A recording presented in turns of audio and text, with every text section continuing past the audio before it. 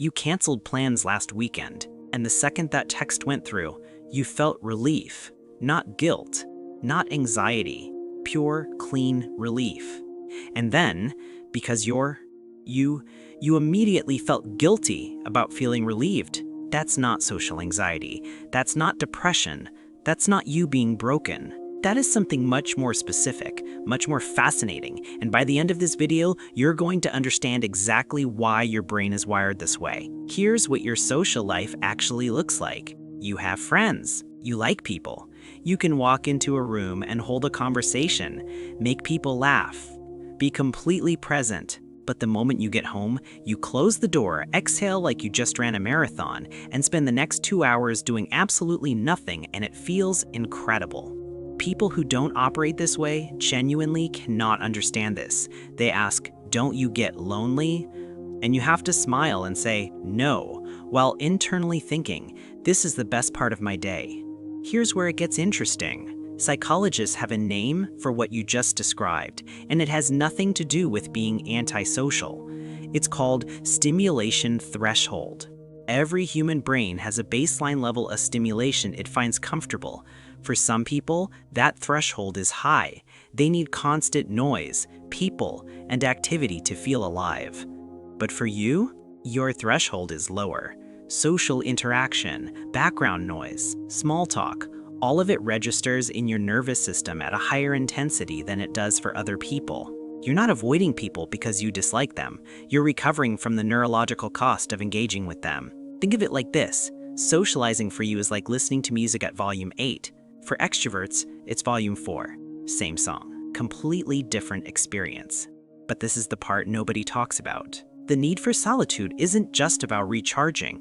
It's about something you actually do when you're alone that most people never get to experience. Because while everyone else is busy filling silence, you're busy thinking, not overthinking. Thinking, processing, creating, connecting ideas, running mental simulations of conversations you haven't had yet, problems you haven't solved yet, lives you're quietly designing in your head. Solitude isn't your escape from the world. It's where you actually live. There's a psychological concept called default mode network activation, and this is where it gets genuinely fascinating. Your brain has a network that switches on when external stimulation switches off. It's responsible for self-reflection, imagination, future planning, and creative thinking. In most people, constant social input keeps this network suppressed. But people who regularly seek solitude, their default mode network is more active, more practiced, and more richly connected. Studies from Harvard and MIT have linked this to higher creative output, stronger self-awareness, and better emotional regulation. In other words, the alone time you've been half apologizing for your entire life, that's your competitive advantage. And this changes everything about how you see yourself. You were probably told at some point, maybe as a kid, maybe by a well-meaning relative, that you were too quiet, that you needed to come out of your shell, that something about the way you moved through the world needed to be fixed. But here's what they didn't understand. You weren't hiding in a shell, you were building something.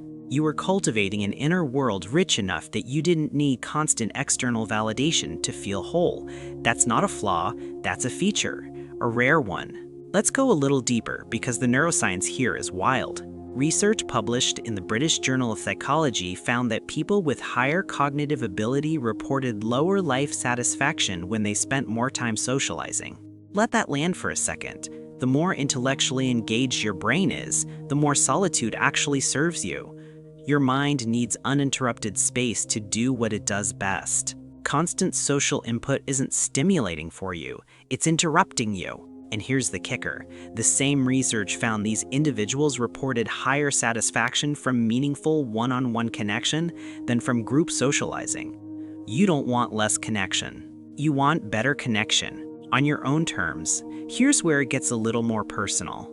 There's often a quiet loneliness underneath the love of solitude, and it doesn't come from being alone. It comes from feeling misunderstood in a world that treats extroversion as the default setting for a healthy human being. You've probably smiled through someone's confusion when you said you had a great weekend, alone. You've probably downplayed how genuinely happy you are with your own company because saying it out loud makes you sound like you're compensating for something. You're not. But that constant low-grade pressure to perform sociability, that is exhausting.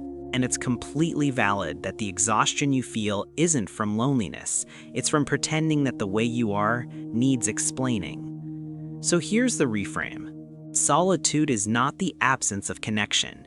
It is a form of connection, the most direct one available to you. It's how you connect with your own thoughts, your own values, your own sense of direction. People who can't be alone can't fully know themselves, and people who don't know themselves look to others to define them. You don't have that problem. The discomfort you occasionally feel isn't a sign you need more people. It's a sign you've been told the wrong story about yourself for a very long time, and it's time to stop believing it. The next time you choose a quiet evening over a crowded room and feel that flicker of relief, don't second-guess it. Don't perform guilt for an audience that isn't even watching. Just recognize it for what it is. Your nervous system telling you it's safe. Your brain finally getting the conditions it needs to function at its highest level. Your truest self. Exhaling. That's not isolation. That's integrity. Now, if this resonated with you, there's one more thing worth understanding. Because the people who prefer solitude tend to also experience something very specific in their relationships, a pattern that quietly shapes every close connection they have. That's the next video, and if you've made it this far, I think you already know it's going to hit. If this video made you think differently about yourself, press like, so more people who need this message can find it. And subscribe, because the next one will probably explain something about you that you didn't even know how to name.